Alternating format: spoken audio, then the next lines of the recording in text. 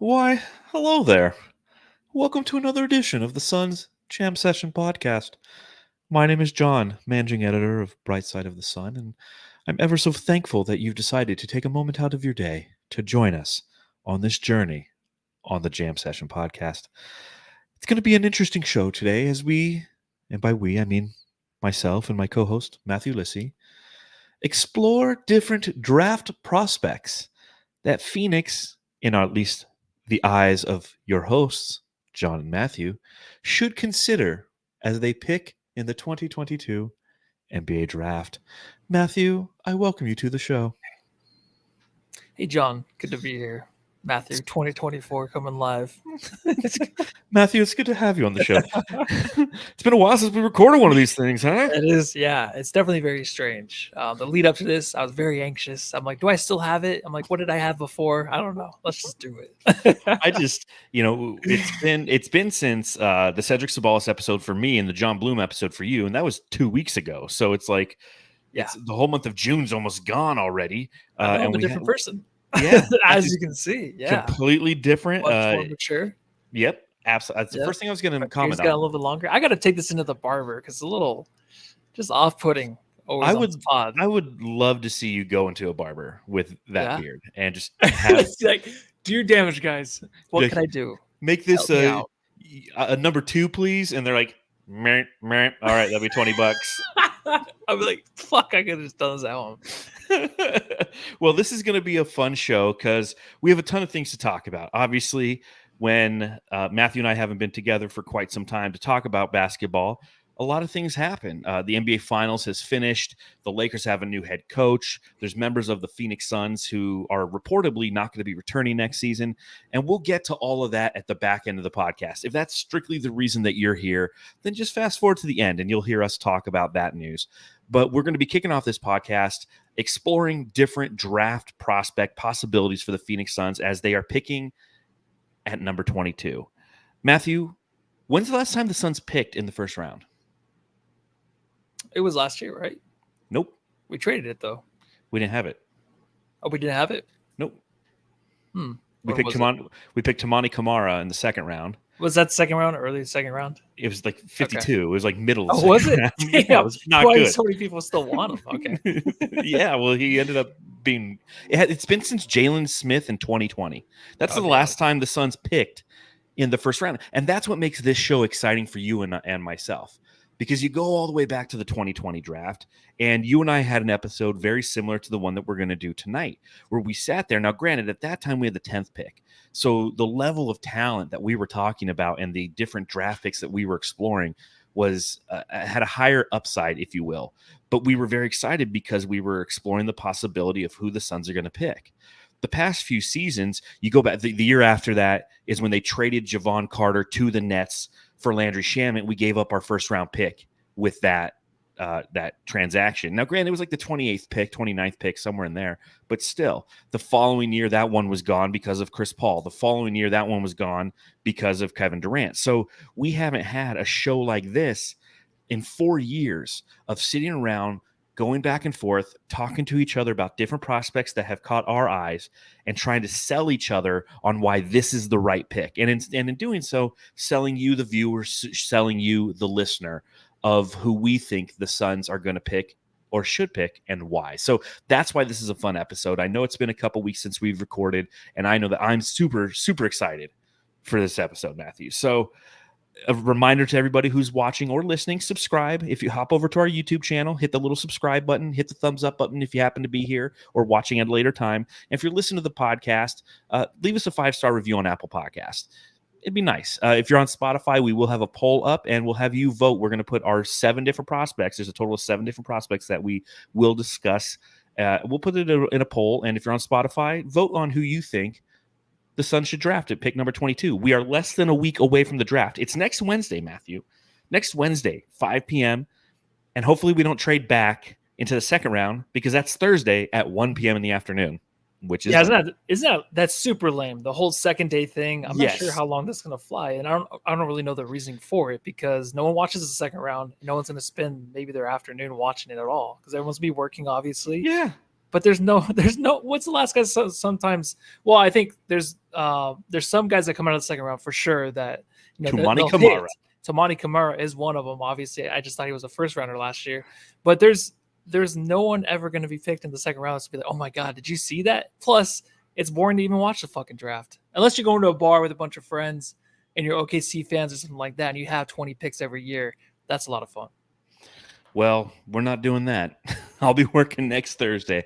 But tonight, I've got myself a nice Ballast Point Grapefruit Sculpin, one of their IPAs, a grapefruit Indian Pale Ale. So I'm going to crack this bad boy open. Oh, yeah.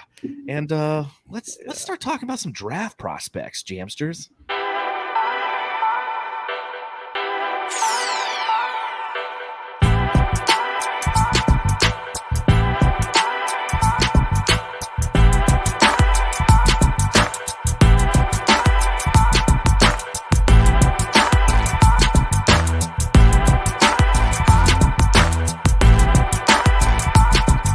That's right, Jamsters. We are getting ready for the 2024 NBA draft. The Phoenix Suns are going to hopefully pick at number 22, but there might even be some scenarios here that we're talking about as we navigate our different draft prospects. Maybe the Suns are going to have to trade up to get some of these. Maybe they'll trade back. I don't know. But I will start with this question.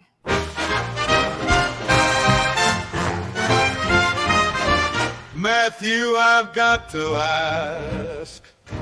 So it has been a while, as I said, since we've actually had to sit down and do some research because the Suns are going to draft somebody not only in the first round, but potentially somebody who's going to impact this team, right? They're going to bring in somebody who should see some playing time in the 2024-2025 season. So my question for you, Matthew, is when you began the exercise of looking at prospects, what was your process? Well, I mean, if James Jones is still our GM by next Wednesday, then I'm looking at age, and I'm even looking at the pick, and I'm like, are we going to have it? Because we're not going to have it. Obviously, it's probably going to be traded or trade up. But what I'm looking for in this draft is really someone that's very confident in themselves as a player, knows their role coming in, someone that can feed off the offense and off the bench, someone that's probably not going to start, but can come in and his veterans can really trust him. Some guy that's definitely he's ready for the next level. And I think that's what the Suns are probably looking for. But it is kind of hard with a guy like James Jones knowing that he might fuck it up or he might just trade the pick. And that might be fucking it up. But honestly, anybody at this 22nd pick doesn't seem too crazy as a good – no one seems too much as maybe like a role player. Maybe at most would be like the best thing for these guys. But definitely someone that as a star talent would be up in the top 10 for sure. Yeah, I mean, you need to find somebody who can be a contributor because you look at this draft and there's not a lot of high-end talent. So for me personally, the process of looking at prospects starts with Kevin O'Connor, right? Like I go to the Ringer draft board and I start looking through different players who are going to fall in the range of where we are projected to pick at 22. If you haven't been to the Ringer draft guide, it's a great starting point to take a look at different players and who their comps are, and just a good summation of who they are as prospects. And you'll notice tonight that that's something that I'll probably reference quite often and I'll read some different comments from KOC's website because I think it's a good summation, as I said, of exactly what these prospects are. I also visit and listen to the No Ceilings website, No Ceilings podcast. I mean, these guys do year-round draft stuff. I read a lot of their articles about the different prospects that I've identified over on the KOC side, and now I want to know a little bit more and see if, again, in my perspective, are they a good fit for the Phoenix Suns? And as you mentioned, going into this, you have to kind of mentally identify what your thoughts are relative to the needs of this team. So when you identify that, what do you think the needs are of the Phoenix Suns? I think it's someone that's a shooter coming off or even defense coming off the bench. I think the whole point guard situation is good. It's enticing, but it's also something you have to sit back and think about and be like, well, will this team trust any kind of guard coming off the bench to play point guard? I kind of leave that to free agency. Obviously, there are some good point guards. You have one of them coming up. If the Suns did take, I wouldn't be upset about.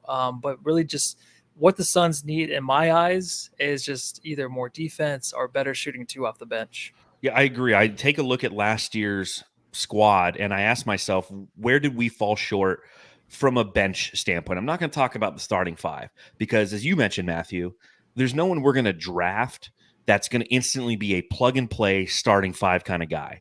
You're looking to improve on the fringes.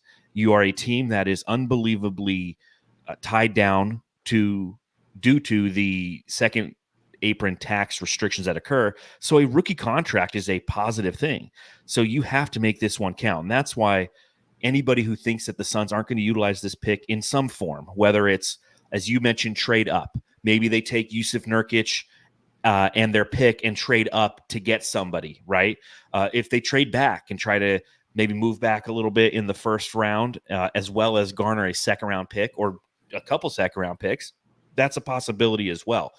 But regardless of how they approach next Wednesday, they will be using this pick because they don't have very many options outside of that. So I look at where the Suns fell short last year. And in my opinion, obviously playmaking's big.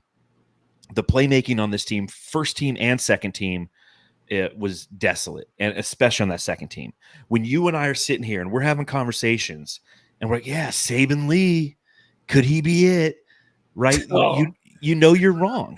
You know you're wrong. So I didn't think I was wrong. I thought I was absolutely 100% right about that one. But he could never play make. He was not a playmaker. Something about me just believing in these guys. I don't know what it is. Yeah, it's right? Schizophrenic. So I need to tell you need to go see a therapist about Saban Lee Dooley and talk about Saban Lee. But that's a big challenge. Now, again, in my opinion, the challenge with drafting a point guard is point guards take time to develop.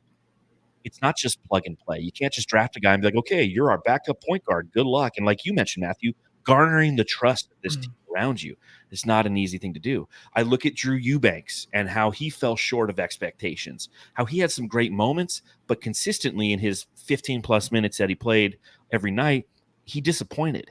His basketball IQ wasn't present. His athleticism was great, but his positioning was horrible. His defense was non-existent, and he was a traffic cone out there. So I look at these kind of things, and that's where that's the basis of how I'm approaching this exercise, is what do the Suns need, and no ceilings, and Kevin O'Connor's kind of where I start and finish. So I will say I've spent a lot of time writing things for brightsideofthesun.com. So some of these prospects people will recognize because I've written articles about these prospects. But you think that we should just get into this and start talking about our prospects, Matthew?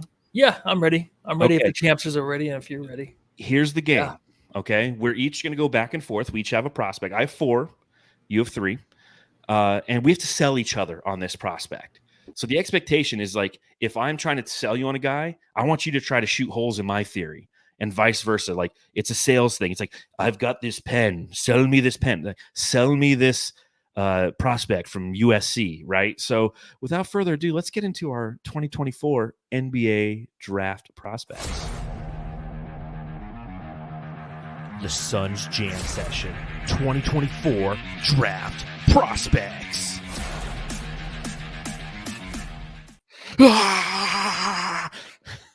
You're on mute. That's like some Fox Sports shit right there, dude. That's like best damn sports show. Yeah, that was awesome, man. Let's go. I'm pumped. All right. Well, first up, this guy sucks. I'm just joking. I'll go first. I'm going to talk about a guard from the University of Southern California. I know what you're thinking. You think I'm going to talk about Bronny James. Will you be wrong, motherfuckers? Because I'm talking about Isaiah Collier. Okay, he's a 6'4", 229 pounds, so he's got a little girth to him. 19-year-old kid. He's played 1 year at SC. He's physical. He's somebody who consistently touches the paint. And that's something that I think from a point guard standpoint, you have to do. Penetrate and create havoc on opposing defenses. Force them into a decision. He's got a good runner. He's got really, really good handles, a very high upside. Reminds me when I watch him play of Darius Garland. That's who I kind of see him as a comp. If you look at Kevin O'Connor and you see who his comp is for Isaiah Collier, he's a little bit more conservative. than me, but he does say he's a human highlight. He says he's more of a Tyreek Evans or Emmanuel Mudiay, who I think is now on the Valley Suns roster, by the way. But he's a tank. He, his pluses: a good ball handler with a strong frame, covers a lot of ground with long strides, speedy maneuvers, coordinated, leans to knife through the defense. Once he gets to the cup, he can finish through contact, which I think is absolutely huge going into this new NBA era, if you will, when physicality is going to be a thing. Good defender whose active hands can strip opponents, at least when he's committed mentally. The minuses are he's a daredevil playmaker. He needs to cut down on the reckless mistakes without removing the spirit that makes him so dynamic. Throws the ball into traffic a lot. Needs to play a little bit more composed, control-styled. He did as he did in a 7-assist, 0-turnover performance against the University of Cal. Unproven shooter with shaky mechanics who sprays misses from all over the court. A 33.8% three-point shooter last season with USC. So Isaiah Collier, again, as I just stated before, a point guard might not be the way to go. This is more of a combo guard, but he has the ability to be a playmaker. Have I sold you on Isaiah Collier as the Suns' 22nd overall pick, Matthew?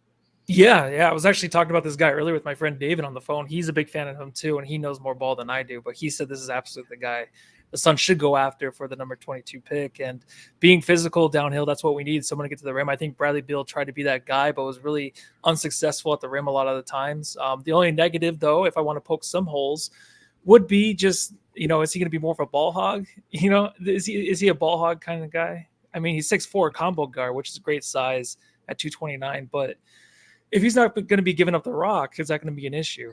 Well, he did average 4.3 assists per game with USC last year. Now, granted, 3.3 turnovers per game. So what that tells me, to your point of being a ball hog, I don't think he's a ball hog. He is passing the ball. He just has some of those hero assists like Devin Booker used to have when he was younger, right? Remember when Devin Booker would just throw the ball away because he was trying too hard to make the right flashy pass, and in time he learned to be a little bit more controlled. Isaiah Collier has that aspect where he's trying to play make, and that's where, again, I like the fact that he touches the paint, because when he touches the paint, he's not looking to score every time. That's the Saben Lee issue.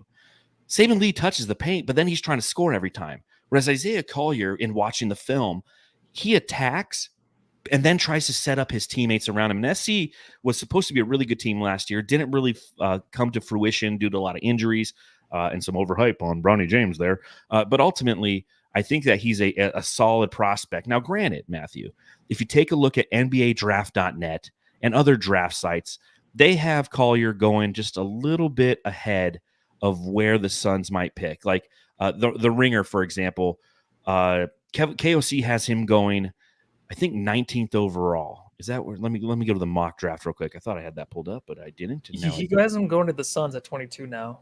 It changes. Does he? Day. Yeah. Oh yeah. So he does have him going to Phoenix. So you win. It's all over. John won. Well, that wasn't hard at all. Where is he on the NBADraft.net? I thought I saw him a little bit higher. Yeah, it's hard to read. He's on the he's going 16th to the Philadelphia 76ers. Okay. So he's over. He's all over. Blaze Megatron asks in the chat, did this guy get the minutes over Bronny? Yes. Isaiah Collier was the number one prospect coming out of high school a season ago. Number one in the entire country. Went to USC, so did Bronny. Bronny had some injury issues. If you remember the beginning of the season last year, he had like a cardiac arrest. So don't quote me on that, but it was something, a heart issue. He didn't play a lot at the beginning of the season. So Isaiah Collier, it was wide open for him to get that spot. And he took it, and he played decent. But again, SC kind of did not perform well as a whole. But definitely somebody who has, like I said, upside, man, upside. This is a guy who you bring him in next year, you bring him in for the next 2 years, and he's playing behind Bradley Beal and Devin Booker, and then Beal finally gets off his contract. And Isaiah Collier, 3-4 years from now, when he's 22, 23, 24, is your starting point guard. That's what I see here. Somebody who can help you right now, but help you long-term as well. That's my case for Isaiah Collier. Definitely, yeah, I totally agree. I think the Suns right now, obviously, if things don't work out, everyone goes. So that's their mindset. But it would be nice to have someone young that you're not paying a whole lot of money to. Well, it's good. Around with Booker after that's a must. All these guys, that's going to happen. This is our last pick that we control in the first round quite some time. So that's why this is such a big pick. Yeah. because this is a guy who's going to be a part of the team for at least until his rookie extension comes up in 3 or 4 years. So, yes. All right, you ready to present your first guy? Sell me ready. on Cody Williams, Matthew. Sell me on him. Yeah, so Cody Williams, he's a guy that kind of moved up in the rankings. He moved to the top of the board pretty quickly as I was going over this. So he was 16 on Kevin O'Connor's big board, then 14th, not in 12th. And then now he's going as high as number 5 to the Detroit Pistons. So I'm like, how are the Suns even going to pull this off? The only way I can think is OKC, if they do need help with bigs, they need help with rebounding, it would be like a Nurk trade. Maybe we trade Nurk and a pick and our pick up for the 12th pick to get this guy. I think this guy's very talented. He's a defensive guy that's very, very long. Length is a thing. He's crazy at 7'1". He shot above 40% from 3, not really high volume. He can definitely improve his shot, but his shot is like just very forced and stuff, but he's just shooting 40%. So there's something there. His playmaking is actually no slouch, man. I'm just going to go ahead and say that. No slouch playmaking over here. He can set the ball around in tight spaces. He can set guys up. He is always looking for someone else. He can't finish at the rim, and he's very, very quick to turn the corner when hitting a screen and get straight to the rim, and he can finish too. His brother is Jalen Williams. That's right. He plays for OKC. So, at number 12 on the big board, it would make more sense probably for the Thunder to grab him. You got the two brothers playing together, but he's kind of a 3-and-D guy. Like, the 3 is not there yet. It is one of his weaknesses, but he can definitely improve on that. But everything else all around, I feel like his IQ, all of that is definitely what the Suns are looking for to come off the bench. And I think defense is just huge. Ever since we let go of Mikal Bridges and even Cameron Johnson his last year, where he started to improve on defense, just have that length out there and guys that can pester. But this is definitely my favorite dude. I just don't think the Suns really have a chance anymore, but I just want to mention him as one of my favorites. Yeah, Keith Nettles asks in the chat, he says, is that weight correct? Yes, 178 pounds is what Cody Williams weighs. As a 19-year-old, he is one of those guys who's slim and will grow into his big 6'7" frame. Matthew, I think this is a great prospect. I really do, and that's, I think, an understatement considering how he has shot up numerous draft boards. As you mentioned, KOC has him now going 5th to the Detroit Pistons, which is its own little kerfuffle clusterfuck up there. So who knows what they're going to end up doing. NBA Draft.net has him going 7th overall to the Portland Trailblazers, and a couple mock drafts that I've seen recently have been a part of. SB Nation is actually doing a mock draft. Ooh, I got to tell you about that. That was kind of fun. But Cody Williams, again, great prospect. Suns aren't going to have a chance at this guy. I don't see anywhere. He is from Gilbert too. Mark Brooks was asking in the chat. Yeah, he's from Gilbert, Arizona. Yeah, Jalen Williams is what I think didn't they go to Corona del Sol High School? If I'm not mistaken. So, yeah. So local kid, it would be great to get our hands on somebody this talented. There's no way we're moving up. We're moving up the draft board unless we can. Now, granted, the Pistons. The Pistons are in a weird spot right now. Yeah, they have some draft fatigue, right? Like they fell to 5th again. Yes, they got Cade Cunningham 3 years ago. Then they got the kid. What's the kid's name? Cunningham? Nope. After Cunningham, they got Ivy. Oh. And then they got Jalen Duren. Jalen Duren, yeah. So that's their last 3 draft picks, but 2 of those came at the 5th spot because they keep falling back in the draft because the lottery's not going in their way. So maybe they go, you know what? We'll take Nurk in the 22nd pick. You can have our 5th pick. Well, I mean that's a fantasy. That's not going to happen. So nice kid, not going to happen.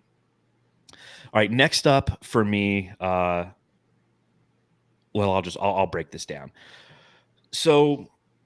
What did I say I think the Suns need, Matthew? Backup big or a point guard, right? Yeah. So I'm here to talk about Ryan Dunn, who's not either a backup big or a point guard. He's a wing.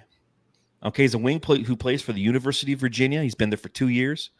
6'8", 216 pounds, 21 years old. He is an unbelievable defender. Watch this kid's highlights. I think he's better than Mikal Bridges, or has the potential to be. The way he plays passing lanes, the way he blocks, the way he has defensive positioning, his ability to recover.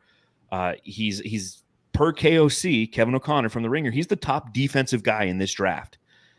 and he is a shit offensive player. 20% from 3-point range last year. And that's why I have him up here, is just so everybody is aware that he exists. Because, again, I think we should get a big or a playmaker. Therefore, James Jones will do neither, and he'll end up drafting this guy. And I want you guys to know who this guy is, because when it happens next Wednesday, and we're all sitting around, and we're going to be doing a live show. Okay, I did the math on it. Last year, the 22nd pick happened at like 7:32. So we're going to start our live show at 7 o'clock next Wednesday. And we'll recap what happened at the front of the draft, and we'll lead into the Suns pick. And then what will happen? Boom. The Suns will take this guy, Ryan fucking Dunn. Okay? And he's a great, amazing defender. Amazing defender. But he's also somebody who lacks any ability to fucking shoot. Like I said, 20% from beyond the arc. The shades of Herb Jones and Andre Robinson. So yeah, Blaze Megatron has said, is this guy just Andre Robertson? Yeah, he's Andre Robertson. You know, I mean, that's literally who he is. He's hustle. He's got that dog in him.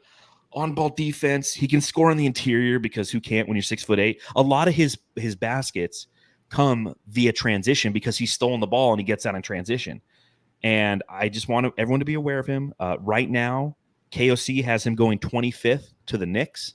If you go to NBADraft.net, they have him going 25th to the Knicks. So he's somebody who is most likely going to end up being a Knick.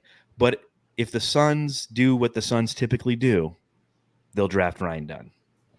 Everyone's going to be like, did I sell you on him? You did. And I was like, is that the guy from Viva La Bam? I think he actually passed away. The guy who got Ryan a car Dunn. Yeah, he did. So shout out to him. In that show. I think it's coming back. I think Bam actually bought the castle back or something. So good for him. Wow. He's sober.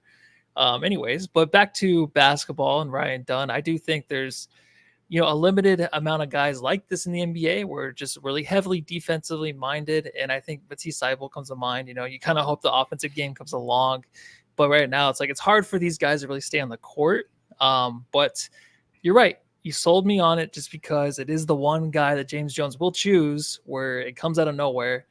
And he's like, let's take this dude. Very dominant defender. His dad's in the Army. So we're gonna take him. So here's my one scenario for the Suns where I'm okay with us drafting Ryan Dunn. One scenario. The Knicks have been tied to this guy. In fact, I have an article that's being published tomorrow morning on brightsideofthesun.com about Ryan Dunn as a prospect. And every mock draft, you go to ESPN, CBS, NBADraft.net, The Ringer, Bleacher Report, which is always horrible. Bleacher Report's mock drafts are shit. But every one of them have Ryan Dunn going to the Knicks. The Knicks hold the 24th pick. They hold the 25th pick. They hold the 38th pick.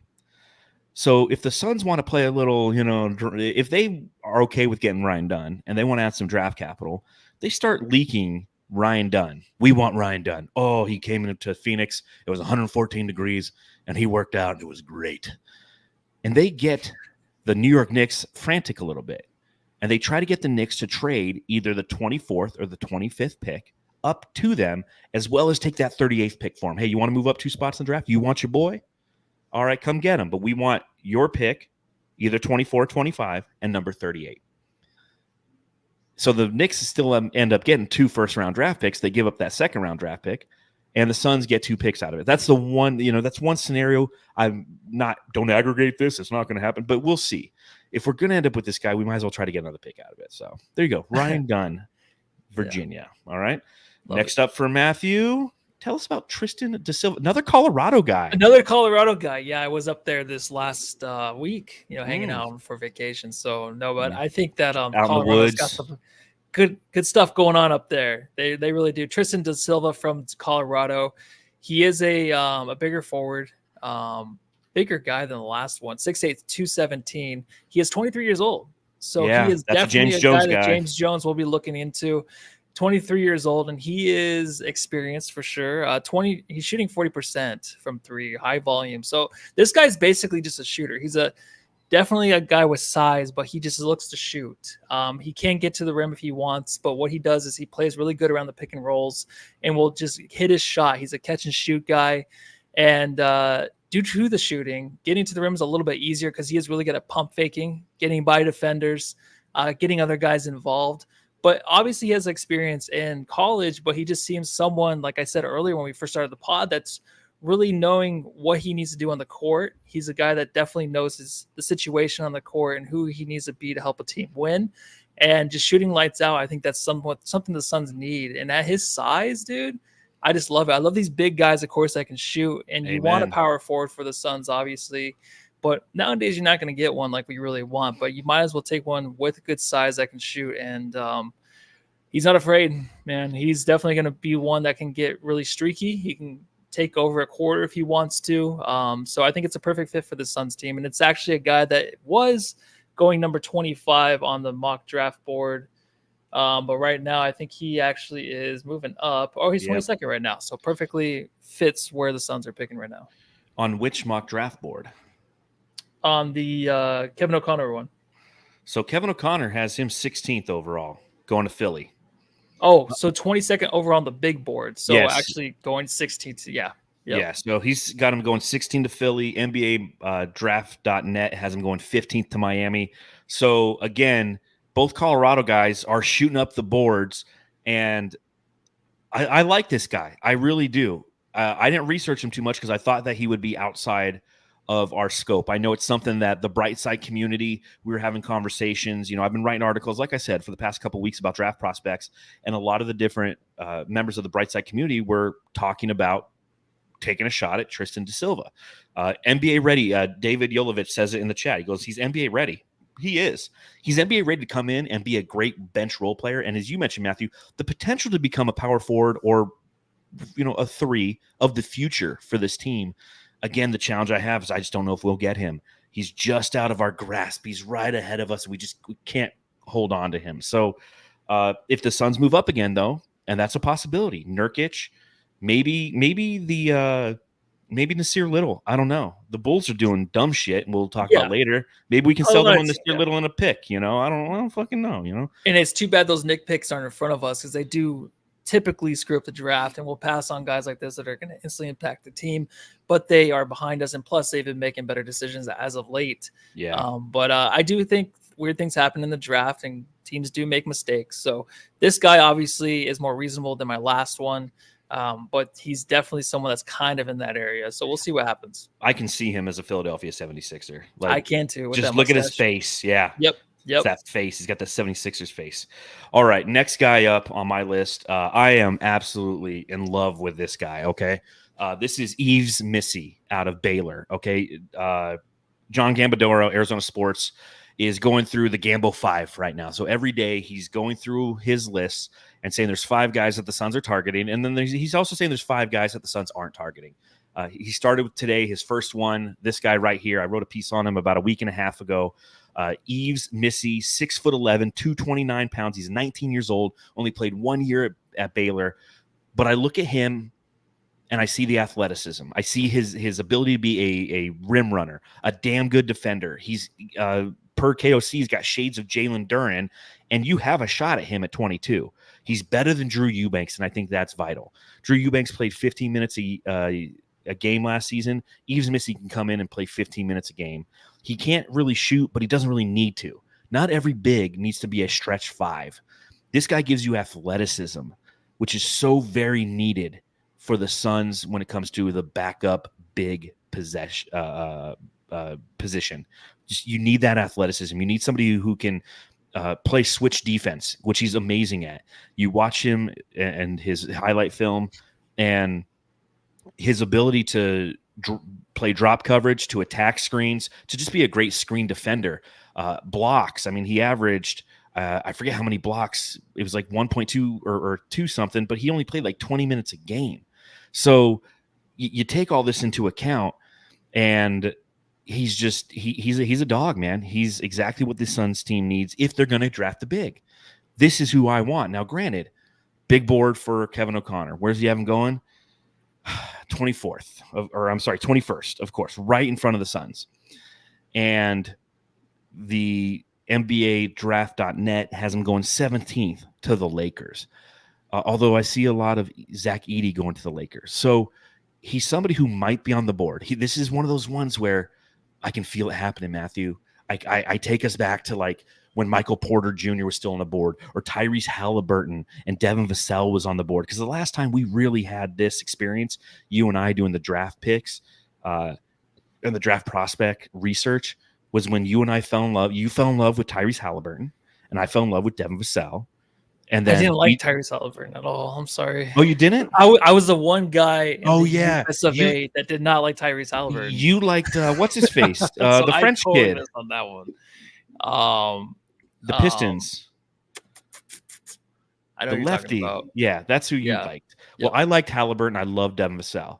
And we took Jalen Smith Killian with Hayes. both those guys. Yeah, Killian Hayes. With both those guys on the board, we took Jalen Smith, and I lost my mind. So I'm hoping that Yves Missy's on the board and we take him, if that's what the Suns feel they need to fill. What are your thoughts on Yves Missy? I definitely do like him. He's the first one that jumped out to me when going over the draft board. But also my friend David did mention him as some guy that he loved the Suns to get, and he is of all knowing for Suns shit. So I'm like, okay, I trust you'll look him up. And I love the dude for sure. The only thing for me is it would be a guy that might take some time. Obviously, he is a big. And it do take a while. Like DeAndre Ayton is a 20-year. He's on his 20-year course of just improving as an actual big man in the NBA, as competent. But no, this guy obviously will be a little bit of a project. So if the Suns want to do that, then yeah. But I think obviously I like it a lot. The only thing I can see is like me loving him and you loving him, and then the Suns don't get him, and then we see him on another team. Like, all right, yeah, that probably would be not in the Suns' favor, just kind of seeing how he is working through the progressions as to be a competent big man. But I do love the guy. I wouldn't be mad if the Suns get him. Well, the difference is like when you draft DeAndre Ayton, you're expecting him to be a starter. When you draft Yves Missy, I expect him to be a backup for the next couple of years. Like he's 19. Sure. He's got the time to develop. He's not going to be under the microscope. He's going to get 15 minutes a game. He's going to give us a change of pace at the 5. So you have Nurkic out there and lumbering around, and all of a sudden you bring in this high-flying rim runner who can play some defense. I'm all for that guy and developing him into somebody who could potentially be your starting center. Like, because Jalen Duren, if he's any shades of Jalen Duren, I love Jalen Duren, and Jalen Duren is still very, very raw. The difference is he has to start because he was taken so high in the draft, and so he's going to be under scrutiny, whereas Yves Missy would be like, oh, man, he missed that fucking rotation there. Yeah, well, he was a 22nd pick. What do you expect, you know? So that's where I'm at. I love this kid, though. If the Suns could just trade up one pick and give up Nurk too, just to get this guy. Yeah, but I wouldn't.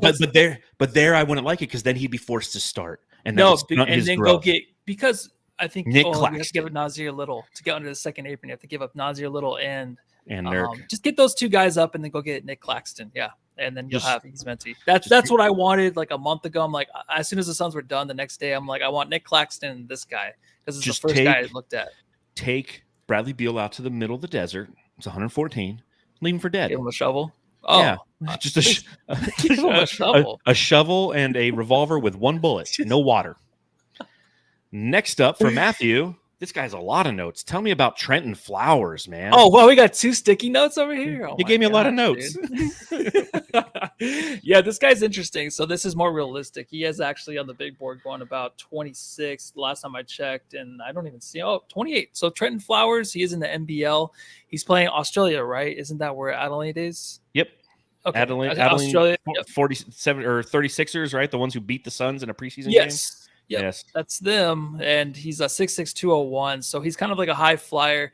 He went overseas to play against grown men because that's what he wanted to do. He didn't want to go to college. He kind of wanted to follow in the footsteps of Josh Giddey. So that didn't really age well. But that interview was about a year ago. Well. See what you did there.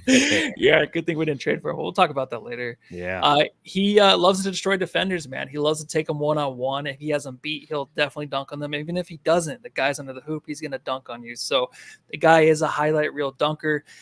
He can get hot from 3 at times. He's not really a shooter, but he's just a guy that can really just dominate in the paint, but also he's very, very aggressive. And he does have the comparison on Bleacher Report. Oh, excuse me. The Ringer. Really the Ringer, Kevin O'Connor's board to Kelly Oubre. And I do see a lot of that, not just the hair. And I don't know, does he have good eyes? Not as good as eyes. Yeah, no. Kelly Oubre, you'll never be able to match his eyes. No, nobody can. Nobody can, yeah. But the size, the athleticism is very exciting. So, yeah, if they just want a guy to come in off the bench and just fuck shit up, this might be the guy. So I do like I I do like Trenton Flowers if the Suns were to have a second-round pick, because he has fallen kind of down draft boards. I think KOC has him at 34. NBA Draft.net has him at 42, going to the Charlotte Hornets. So, again, in that scenario I said earlier where the Suns just purely ignore the fact that we need a playmaker or a big and say, we're going to take Ryan, we're going to trade back, take Ryan Dunn, or not draft Ryan Dunn, but trade back, and we get a second-round pick from the Knicks in this scenario, then you go get Trenton Flowers, right? Yeah. So I think that, another high upside guy, he's a wing, though, and I don't want a wing. I'm okay on wings, man. Just bring back Bol. I think that's what matters. But Kelly Oubre is, if he does push-ups on the court, like, I'm for it. I could fuck with that. No, I'm done with wings too. I think the only thing is, like, I just don't like our wings off the bench. Like, I'm not a big fan of Royce O'Neal, or I'm not. Like, I kind of just want to get younger. And even with God, what is it? I can never pronounce his name. Tristan D Silva. Like, I think that's just a good replacement as someone young for these other guys that we try to get during a buyout or trade mid-season, for these older dudes that just want to win a chip. Like, I'm kind of sick of that. And I think he hit some big threes, of course, in the playoffs. Royce did, but I just don't want those kind of guys anymore. I want someone young. Well, the last guy that I have is somebody who I know a lot of the fan base is salivating over, and that is Tyler Kolek, who is the 6'3", 195-pound, 23-year-old, 4 years experience point guard from Marquette, the Golden Eagles. And he is somebody who, when you start to watch his tape, you can't help but get excited because of the maturity in which he plays, because of the pace and control in which he plays. He's left-handed, but he's got some Steve Nash to his game. He really does. His ability to drive baseline, to open up shooters and to put pressure on the defense. Like Isaiah Collier earlier, he touches the paint and then makes the right decision. Either it's going to be a floater, or he's going to find a cutter, or he's going to pass out to the perimeter as the defense collapses upon him. He's absolutely killer in that capacity. He's a 39% three-point shooter, which is definitely something that helps as well, because it keeps the defense honest. They're not going to play back on him because they have to trust that he can make a three-point shooter, so they're going to play up on him, and due to the pace in which he plays, he can take advantage of that. High basketball IQ. He's a son of a bitch. It's the best way to put it. Like, he is a son of a bitch kind of player. He will eviscerate you. He cares. He plays with fire. He's got that give a shit. A 2.7 assist-to-turnover ratio last season with the Marquette Golden Eagles. He led the NCAA in assists last year at 7.7 a game, which was like an assist and a half more than anybody else. This is the guy that I want, I think, the most, because, as I said earlier, drafting a point guard's risky business. You don't know if they're going to have the ability to produce right away. I feel like Tyler Kolek can. That he can come in and he'll garner the trust of his teammates, because he's going to be setting them up left and right. They're going to love playing with him because guess what? He's going to put the ball in their hands. Kevin Durant's going to be like, yo, I want Kolek out on the court. Okay, the first 6 minutes of the game, I'll play with you, Devin Booker and Bradley Beal, but I want those Kolek minutes, man. So when they go out, I want to stay out there because this guy's going to give me the ball in great space, and I can just sit back and stroke mid-range jumpers. And I think that he could bring that to this team. He's the guy I'm highest on the most, Matthew. All right, well, I don't know anything about him, but you definitely sold me on him. Oh, man. This the only holes right is now. Just that forehead. I don't know. But I like the forehead. It's fine. Well, the challenge with him is twofold. One, like, KOC has him going 15th overall to the Heat. And seems like a Heat player. NBA, yeah, 100%. NBA Draft.net has him going 26th to Washington. A lot of different mock drafts have him going to Phoenix at 22nd. Suns Worldwide was in the chat earlier. He says he isn't one of the top 3 Suns targets. And Suns Worldwide is kind of plugged into these things. But Kolek was in town today. He was actually doing his workout with the Phoenix Suns. And he had some comments after his workout. And I'm going to read you some of these comments. The first one, I'm not one of those guys who works out for 15 to 20 teams. I'm being very specific who I want to work out with. And, he works out with the Suns today. Just making it easier on the stars. Every team is going to be keyed in on them each and every night. So that's how he's going to fit in with the stars. It's tough when you don't have a point guard. You're not playing a lot of you're playing a lot of one-on-one, and you're not getting into your spots. So he like, this is a college kid. He's recognizing this kind of stuff. The old school point guard really helping guys, making plays for guys. That's what it means to be a true point guard. And he wants to come in and be ready day one, and because he can impact winning at a very high level. So this is the guy, and you see a lot of the comments in the chat. A lot of people, they like him. They like him, and I like him, and that means we will not draft him. I like him too, man. I really do. Yeah, it seems like a real fit for the Suns. So here's my mock draft story I want to talk about before we talk about other things going on. So we're in the process right now of doing the SB Nation mock draft, and essentially the way it goes is over 5 days, the managing editor of all of SB Nation NBA has a Google sheet that has the order of the draft. And everyone who's doing the mock draft on an email. It's like when your pick is done, you send an email out to the email chain, and then you fill in who you're going to get with the pick, and then you let everybody know. Yeah.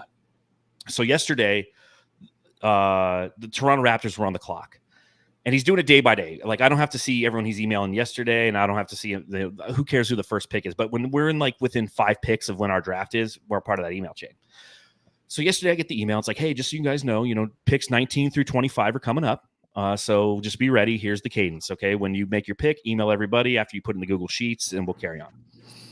So that email goes out, and I log into the sheet probably about 20 minutes later because I'm at work, and the Knicks have already picked, and they're like behind us in the draft. I'm like, whoa, guys. I'm frantically typing. I'm like, the Knicks have already picked, and they took Ryan Dunn and Tyler Kolek. And I was like, hold on, this is fucking bullshit.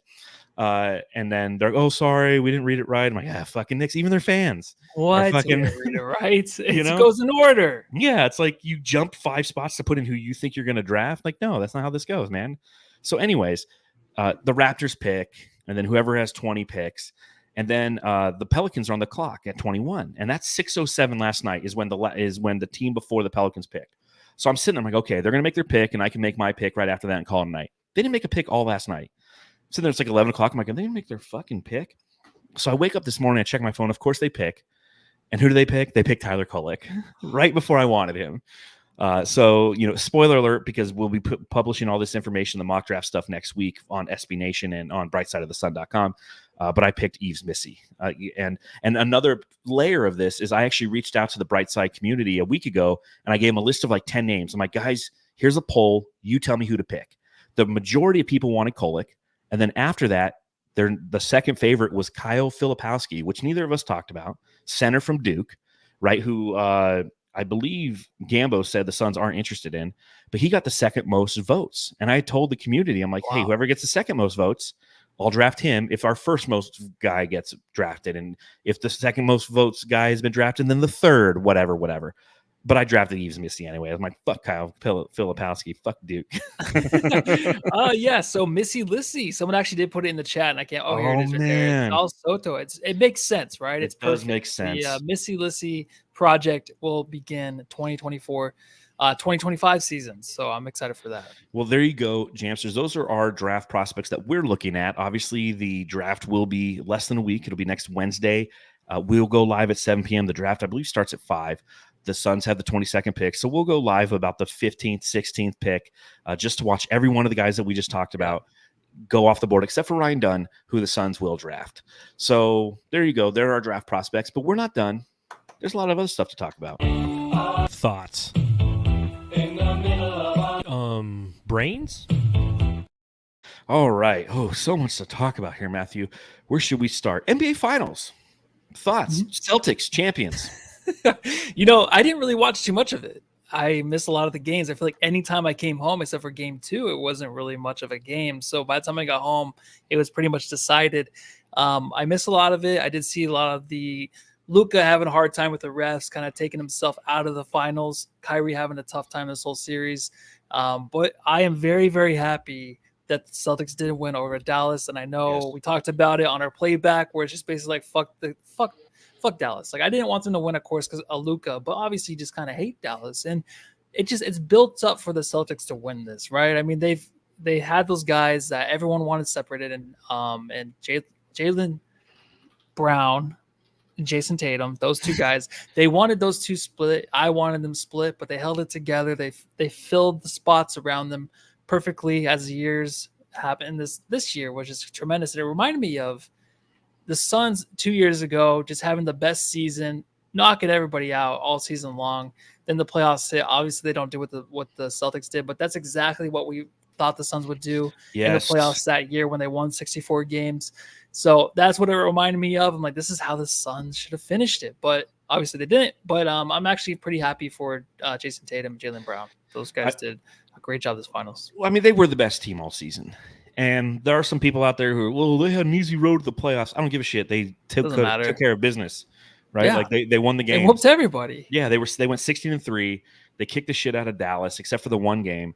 It was fun. I did go to game 3. I went to a Zips locally and hung out with some work buddies, and they now call me the fuck that guy at work, because the whole time we're watching, having a couple beers, they're like, hey, what are your thoughts on him?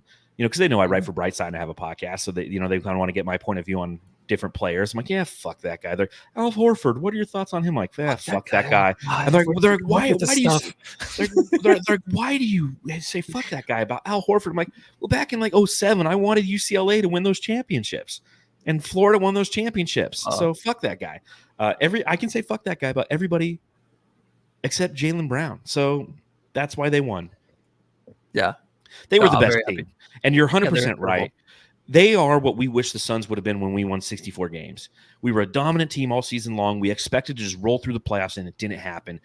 God, that must be like we did the playback, and it was an amazing experience to sit there and just watching, because we kept asking ourselves, like, God, imagine being in that crowd. You're up 21 at halftime. The guys are making half-court shots. Oh my God! It's just like, what an amazing feeling. Yeah. No, it's something that you just can never imagine until it's actually happening. And it's funny to like listen to your podcast after, because we do listen to The Ringer, and they're all Celtics fans, all of them. So, it's kind of funny to hear their takes from it, because they're very happy, in a good, blissful mood. But then back to business, back to the off season. Here it comes. Yep. Right back to the off season. So speaking of the off season, speaking about the Celtics, they 18th championship. They now have more championships than the Los Angeles Lakers. And the Los Angeles Lakers today hired a new head coach. They hired JJ Redick. Matthew, thoughts on JJ Redick now being the head coach of the Los Angeles Lakers? JJ Redick's just a guy that has to prove to everybody he can actually coach the Lakers and win a championship with LeBron and that old ass team, unless they get rid of Anthony Davis and make it a little bit younger over there. But I do think that he just is that type of guy that's just like, I can do this. He's a very serious dude, and LeBron obviously knows that he knows his shit. Being on the pod together, it had to happen. It's just like, if it didn't happen, it didn't make sense. It's kind of like if the Suns were to hire Luka's head coach over in Slovenia and then just not draft him. You know what I mean? Like, he's already on the pod with him. You might as well bring him over as a coach. So they made it happen. It kind of seemed like for a little bit there, it wasn't going to happen, but they got the money right, whatever JJ wanted. And if the Lakers didn't make this happen, then I don't know if LeBron even stays, because there's not really anybody else out there as a head coach that's there isn't. JJ Redick was the last one, so they had to get him. There isn't. And I'll tell you this, kudos to JJ Redick. He's completed the circle in my life. I started off hating him at Duke, and then over time I started to like him, and I really liked him when he had the podcast, and now I hate him again. So he full circle for JJ Redick. It's going to be interesting. A guy who's never coached, a guy who hosts a podcast, a guy who works in media, respected by players, yes, intelligent in the way that he presents himself and his schemes on basketball, but coaching is more than just sitting there and understanding and having the ability to talk about the game. You have to execute the game in real time. So we'll see. I hope he failed. Oh, I hope he failed. Yeah, I know. And his podcast is great, but it's funny because I feel like he had all the big heavy hitters already on his podcast. So it's like, what else are you going to do? Obviously, he's still going to get listens, but I kind of grow tired of him a little bit, just because you already got all good shit out of the way. Yeah, very true. Very true. It's like, okay, he's just going to talk about drop defenses and try to sound intelligent. Yeah, I'm just like, I don't know. Well, part of this situation, it was reported yesterday, Rich Paul stated that the LeBron James to Phoenix thing, we can squash that. It's not going to happen. What are your thoughts on those statements as he was talking about Bronny James now being somebody who is coveted by Minnesota and Dallas. What do you think of the whole Bronny James segment, as well as the LeBron's not coming to Phoenix part of this? Oh, those other locations are bullshit. LeBron would never go to Minnesota or any of those other locations. I think it was either the Suns or the Lakers. Obviously, he's going to stay. But it's funny because we were just so into it, right? We had the content. We were so excited for LeBron James coming to the Phoenix Suns. But with this happening with JJ Redick, you just know it's that much closer to LeBron returning, and we don't have to worry about drafting his son. So I'm kind of glad it's over. I am too. And one of the things that I can say good riddance for is the fact that it happened a week before the draft. So we didn't have to sit here this whole next week as we're looking at draft prospects and we're thinking of what the Suns are going to do, and we have to constantly go, yeah, there's also the possibility that Bronny James could come here and if that's the case, LeBron James is going to come here. And granted, one of the things that Rich Paul stated was the fact that LeBron doesn't care to play with his kid anymore. It's not about that anymore, which I don't know if that's merit, if there's merit to that or not. I don't really care anymore. And that's one thing that I enjoy. Yeah. Family Feud. He doesn't want to see his dad's dong in the locker room, things of that nature. Maybe they had that conversation. It's like, Daddy, I don't want to follow you wherever you go. I don't want to see your dingus. So maybe that's what happened there. Yes. There's also news coming out of Detroit. Our old friend Monty Williams. Ever since I've been here, we talked about everything you want is on the other side of hard. This is hard. Monty Williams, coach of nobody. He was fired from the Detroit Pistons after one season. The all-time fleece job. The guy got $20 million walking out of the door from the Suns. $65+ million for 1 year coaching. $85-something million for coaching 2 years. That guy's a genius. Yeah, it's crazy. He's already let go. I was listening to No Dunks, and they were like, maybe it was something to do with JJ Redick. Maybe they were trying to get rid of Monty and try to grab JJ because they're obviously going to pay JJ whatever he wants to come to Detroit. Obviously, I don't think JJ would ever take that, but it's also worth a try. And you know what you have with Monty, where it's tough to try to sit through another couple seasons hoping that he can develop into an actual head coach that can develop these guys, because he's just not that. He's definitely a guy that can coach a Lakers team probably, or a Suns team, obviously, if they are veterans. But right now that team just needs something else, and it wasn't working. That's crazy, man. They were actively bad.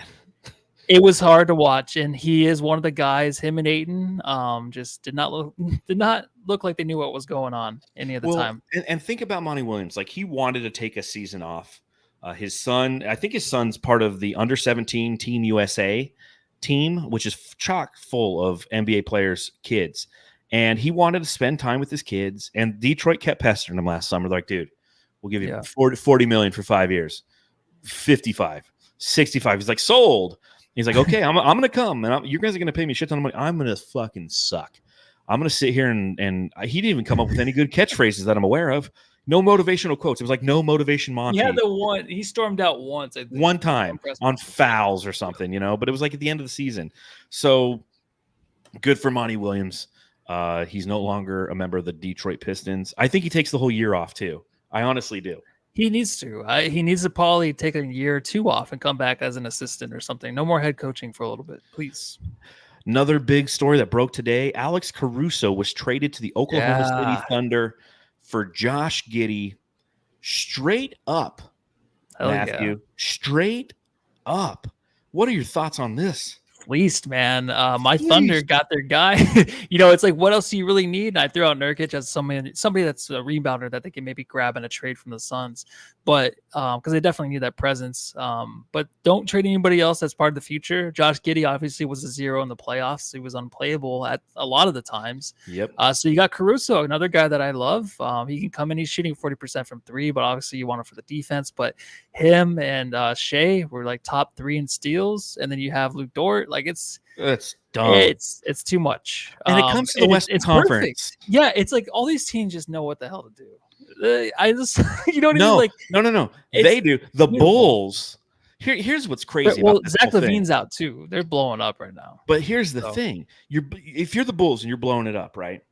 And you make a trade with OKC, how do you not get one of their 13 first-round picks or 22 second-round picks as a part of this deal? It's like, listen, dude, we're gonna give you Alex Caruso, give us Giddey. Like, can you give us like 3 second-round picks? Something. This was a straight up trade. Like Sam Presti is a fucking Jedi master of trading because he sold the Bulls on Giddey and nothing else. Nothing else. That's tough because why can't we get a trade like that? We're like, holy shit, dude, we've just fucking fucked them. Like, I know. The only thing is like maybe the upside Giddey had before all that stuff happened because he was developing into something nice. But with LaMelo or Alonzo Ball maybe coming back this year, I'm not sure how much you count on him. If he's going to be traded or not too. So I don't even know. Maybe I don't know. That is crazy, and I didn't even know. I didn't know it was straight up till now. I thought there was a few picks I didn't see. No, none. Jeez. It was straight up. And Caruso was clearly the better player in this trade. Oh, yeah. And the fucking Oklahoma City, like Sam Presti the other day, he was wiping his ass. He ran out of toilet paper and he used 4 second-round picks. He's just like, well, he was in a public place. It was awkward. He didn't want to he didn't want to touch his phone and get bacteria over it. I mean, you were in here. Yeah, he's like, a couple, 4 second-round picks. All right, last thing I want to talk about before we get out of here. John Gambadoro was reporting it today on Arizona Sports 98.7 that both Eric Gordon and Drew Eubanks most likely won't return next season. What are your thoughts on that news? Initially, thank God. But it's funny because Eric Gordon was the guy we loved when he first came. Eubanks we didn't know, but Eric Gordon's like, I kind of didn't want him after about a month. Kind of got sick of him, and he wants to go back to Houston. I think I heard. Yes, correct. I kind of feel like I'm like, wait, are we missing out? But I'm like, no, dude, I don't want him back or Eubanks unless you did. I'm kind of happy to move on from both these guys. No, and that's why Yves Missy is such a big target of mine because I don't know if the Suns are going to get Tyler Kolek. I honestly don't think they are because I want him so much as part of it. Suns Worldwide came in and commented earlier and said that he's not even one of the top 3 guys on the Suns' radar, which is par for the course because James Jones can suck at drafting, it feels like sometimes. But I think that Eubanks is replaceable. And Yves Missy could be that guy who can replace him with a high upside. Eric, and you're right about Eric Gordon. When he was a starter, he was good this year. Good. Not great, good. When he came off the bench, he wasn't what we needed him to be. And what we needed him to be is a replicable trait in the NBA. We just need you to jack up some threes, man. We didn't ask him to play defense. We didn't ask him to play make. We said, yo, listen, Eric Gordon, here's the deal, kid. We just need you to come in the game, and when the opportunity arises, just hit your threes. We're not asking for anything crazy. Just go ahead and hit your threes. So now, granted, he did get taxed into starting probably more than he was expecting coming into this gig with the Phoenix Suns. But ultimately, if you take a look at his splits last year, he started 24 games, and in those 24 games, he made 15.4 points per game, and he shot 45% from beyond the arc as a reserve. 44 games. He only shot 32.6%. That's what we needed him here to do. Come in, sustain the offense while everybody else is getting a rest. He couldn't do that. So if old Eric Gordon, we finally got the Eric Gordon experience. We thought we fleeced the NBA by getting him on a veteran minimum. He got $3 million for nothing. Yeah, and I don't know if he'll be starting over there. He won't. So I don't know really. And Houston, no. He wants a reunion. I also have some solaces who've told me that Eric Gordon was very unhappy this entire season with how he was being utilized. Yeah, seriously. He was miserable. He just get the ball and he shoot it at half court every time. He's like, fuck you guys. Yeah, so, he was that way in Houston too. I remember when we played him. He was kind of a grumpy hobbit. So yeah, he's definitely grumpy and bad vibes all season long. So it makes sense. 100%. So anything else you want to talk about before we get out of here, Matthew? I feel like it's been a fun show. Yeah, it was a great show. The future is on the up and up for the Suns. I think we have a lot to look forward to starting right now because the trades are happening. The coaches are getting hired. And so far, the West is already getting better. So we got a lot of work to do. Bunch of bullshit, man. Once I saw that Alex Caruso trade, I'm like, it's over. Cool. Suns fans. I'm just joking. No, does getting Alex Caruso open the door for them wanting to trade Dort and they need a big? There's no way. Maybe we get them Nurkic and we get smart. Dort. They have to be smart, man. They're not getting rid of Dort. There's no way. Yeah, everybody's smart but us. Well, we'll find out how smart the Phoenix Suns are next Wednesday when the NBA draft is going on. We will be live right here on the Suns Jam Session channel, whether you're watching on Facebook, YouTube, Twitter, Twitch, Instagram, wherever you're watching this. Thank you for doing so. Make sure you head over to the YouTube channel, leave a thumbs up, give us a subscription. It'd be nice to get to 4,000 subscriptions before the next season begins. So do us a solid. Thanks for hanging out with us. Make sure you subscribe, rate, review. My name is John Voida, managing editor of BrightsideOfTheSun.com. You can follow me at Darth Voida. He's Matthew Lissy. You can follow him. Matthew Lissy, everybody. There you go. Well, it's good to see you again, Matthew. I'll see you in about a week. Good to see you. All right, everyone go home, love your family. Bye, everybody. On Sun's Jam Session, post-game thrill, John and Matthew, podcast skill, analyzing games with comedic flair since 2019, they've been right here. Sun's Jam Session, post-game pod, talking Suns ball with the Jamster squad, from the Valley of the Sun, spreading the word, original podcast, haven't you heard? Subreddit stakeout behind enemy lines, Batman, Valley, Lissy, and Curry combined, reporting live, with jokes to the brain, adding flavor to the podcast game. Suns Jam Session, post-game pod, talking Suns ball with the Jamster squad, from the Valley of the Sun, spreading the word, original podcast, haven't you heard? Subreddit stakeout behind enemy lines, Batman, Valley, Lissy, and Kermit combined, reporting live, with jokes to the brain, adding flavor to the podcast game. Suns Jam Session, post-game pod, talking Suns ball with the Jamster squad, from the Valley of the Sun, spreading the word, original podcast, haven't you heard? Die-hard fans are just passing through, Suns Jam Session's got some for you. Lick the eyes to the feet, spit a bite, with the Suns through the day and the night. After every game, don't miss the beat. Suns Jam Session is gonna bring the heat. John and Matthew leading the way.